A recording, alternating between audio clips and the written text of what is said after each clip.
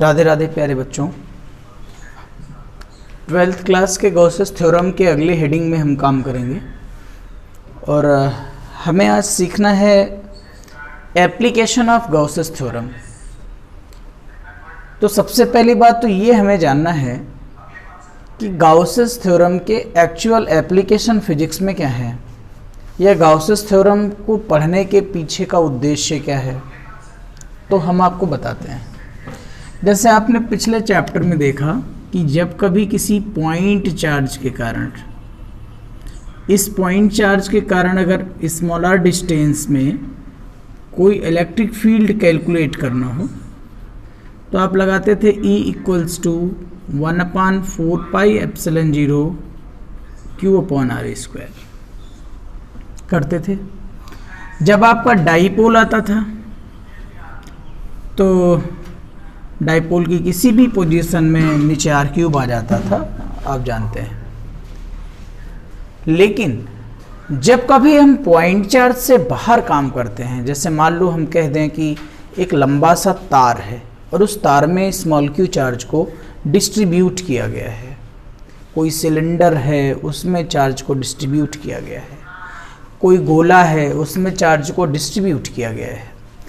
तो जब चार्ज किसी शेप में चला जाता है, पॉइंट से हटकर कोई उसका साइज हो जाता है, तब इलेक्ट्रिक फील्ड हम इन किसी भी सूत्रों की सहायता से नहीं निकालते हैं।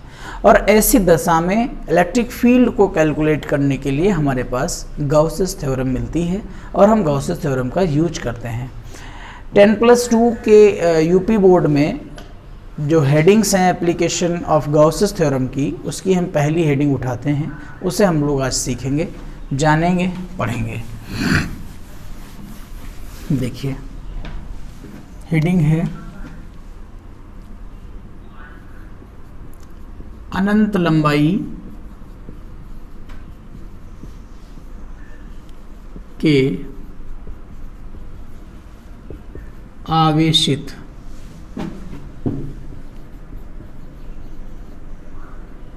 चालक तार के कारण वैद्युत क्षेत्र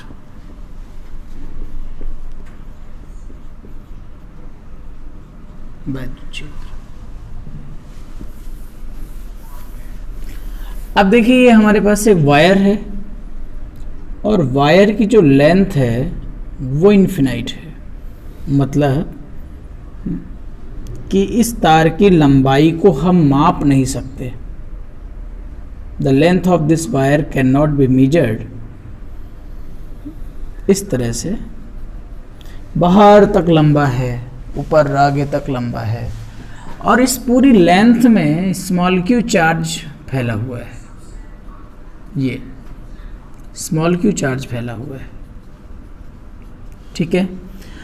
और यहाँ से कुछ दूरी पर, जैसे मान लो ये स्मॉलर डिस्टेंस है, इस डिस्टेंस पर हमको इलेक्ट्रिक फील्ड निकालना है, पॉइंट P है।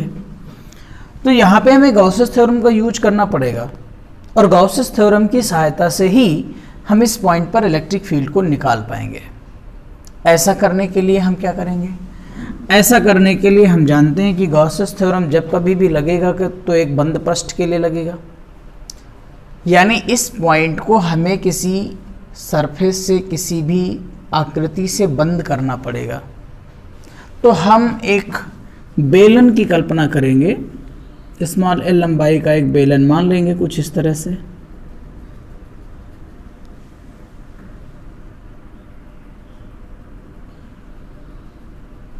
इस तरह का बेलन,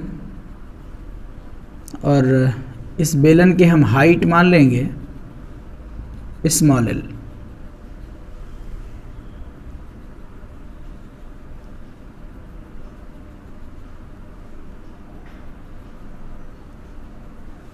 स्मॉल l ये वायर की लेंथ का छोटा सा हिस्सा है स्मॉल l, और यहाँ से स्मॉल r दूरी पर जो आपने पॉइंट माना है, यही स्मॉल r इस सिलेंडर की रेडियस भी हो जाएगी। अब देखो चूंकि ये प्लस क्यू चार्ज है इसलिए इलेक्ट्रिक फील्ड की डायरेक्शन इधर होगी आउटसाइड में, और सिलेंडर के जो तीनों हिस्से हैं, ये एक प्लेन इसका ये है, एक इसका ये प्लेन है, और ये इसका कर्व्ड एरिया है या कर्व्ड सरफेस है इसकी। अगर हम इसका एरिया निकालें तो एरिया की ये डायरेक्शन होगी, इसके एरिया की ये डायरेक्शन होगी, और इसके एरिया की ये डायरेक्शन होगी। डी हमने इसलिए लगाया है क्योंकि हमने पूरी सरफेस को इंक्लूड नहीं किया है, बल्कि सरफेस के छोटे से पार्ट के एरिया को हमने दिखाया है। अब ध्यान से देखो, ये इलेक्ट्रिक फील्ड है, इसका अर्थ ये है कि यहाँ पर इलेक्ट्रिक फील्ड यहाँ होगा। इन दोनों के बीच का एंगल अगर हम कैलकुलेट करेंगे तो 90 डिग्री, थीटा मान लो, हमारी भाषा में ज़्यादा चलता है। जहाँ पर भी electric field 90 degree angle 90 degree, और यहाँ पर दोनों के बीच में 0 डिग्री का एंगल है। बच्चों चूँकि यहाँ एंगल 90 इसलिए यहाँ का फ्लक्स 0 हो जाएगा टोटल, यहाँ का भी फ्लक्स 0 हो जाएगा। अब बचता है यहाँ का फ्लक्स, यानी इस सिलेंडर के केवल कर्व्ड सरफेस एरिया से ही फ्लक्स निकलेगा, ना ऊपर वाले प्लेन से निकलेगा ना ही नीचे वाले प्लेन से फ्लक्स निकलेगा। तो यहाँ से फ्लक्स निकलेगा। यहाँ पहले हम माइन्यूट फ्लक्स कैलकुलेट करेंगे, कंपोनेंट फ्लक्स कैलकुलेट करेंगे कम एरिया लेकर के, उसके बाद हम इंटीग्रेट कर देंगे तो टोटल एरिया इसका कैलकुलेट हो जाएगा। चलिए देखते हैं। हम कहते हैं बेलन के वक्री भाग से गुजरने वाला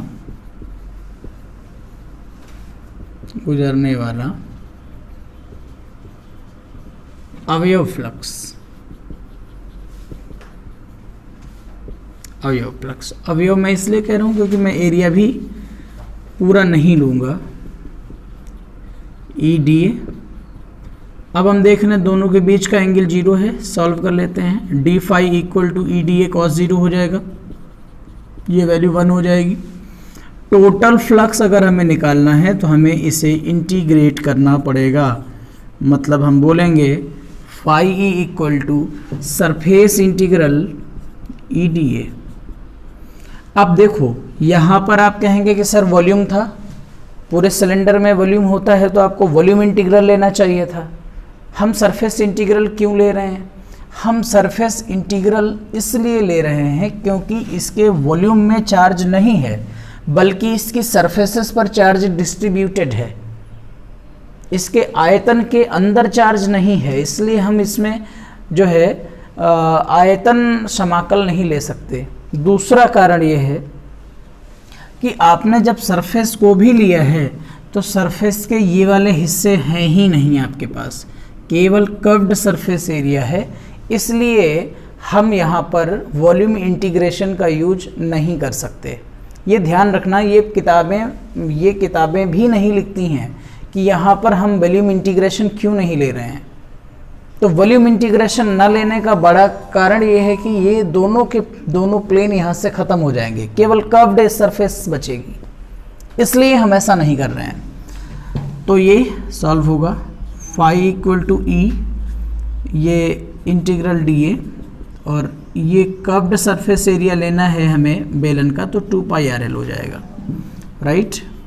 phi equal to 2 pi R L into E. अब बच्चों ध्यान दो, यहाँ पे ये जो L है, ये L आपने अपनी तरफ से कंसीडर की है, इसमें मेरा कोई रोल नहीं है, ये अभी हम लोगों ने अपनी तरफ से कंसीडर की है। अब ये जो L है, L पूरे वायर की लेंथ को तो दिखा नहीं रहा है,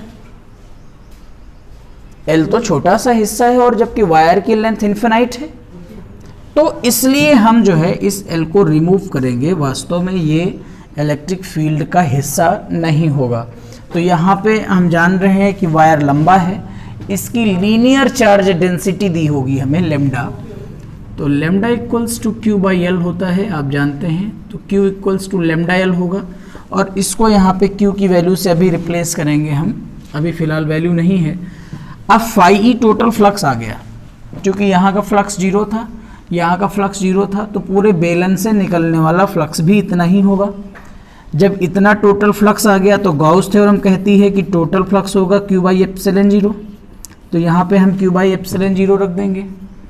Q/ε0 equals to 2πRL into ई, यहाँ से Q की वैल्यू λL/ε0, 2πRL इंटू ई, एल से एल कैंसिल और यह आएगा E इक्वल्स टू 1/2πε0 λ/r। अगर आप इसको 4πε0 के टर्म में लिखना चाहें तो आप 2 से गुणा भाग कराइए, 1/4πε0 2 λ/r। ये है, यानी आपको समझ में आया कि किसी इन्फिनाइट लेंथ के वायर के कारण जो इलेक्ट्रिक फील्ड आता है वो R के रेसिप्रोकल होता है, E प्रोपोर्शनल टू 1/r। जबकि आपने पहले चैप्टर में देखा था कि किसी पॉइंट चार्ज के कारण जो इलेक्ट्रिक फील्ड आता है वो R² का रेसिप्रोकल होता है। किसी डाइपोल के कारण जो इलेक्ट्रिक फील्ड आता है वो R³ का रेसिप्रोकल होता है। ये पॉइंट्स बहुत इंपॉर्टेंट हैं, आप अपनी एक्सरसाइज ओपन करिए, ऑब्जेक्टिव क्वेश्चंस में आपको मिल जाएंगे। आशा करता हूँ कि आपको ये समझ में आया होगा। अगर आप इसका वेक्टर फॉर्म लिखना चाहें तो vector equals to 1/4πε0 2 λ/r into r cap. या और भी तरीका है वेक्टर फॉर्म लिखने का, हम आपको लाइव क्लासेस में भी समझा चुके हैं ये बात। तो बच्चों आई थिंक कि आपको पूरा विधिवत समझ में आया होगा। वीडियो को लाइक कर दीजिएगा प्लीज़, और कमेंट में आप वो बात अपनी बताइए जो आपको इसमें समझ आ रही है और जो नहीं समझ आ रही है। अगर आपको वीडियो ठीक लगा हो तो आप हमें सूचित करिए, अगर कोई सुधार हो तो आप हमें सूचित करिए। और जिन लोगों ने चैनल को अभी तक सब्सक्राइब नहीं किया है, वीडियो को देख रहे हैं, प्लीज़ इस कम्युनिटी के सपोर्ट हेतु, डेस्टिनेशन कोचिंग और ग्रामीण सभ्यता के सपोर्ट हेतु, यहाँ के बच्चों के सपोर्ट हेतु आप इस चैनल को सब्सक्राइब करें, दूर दूर तक शेयर करें। अगर गुणवत्तापरक शिक्षा है तो ज़रूर शेयर करें। बहुत बहुत धन्यवाद।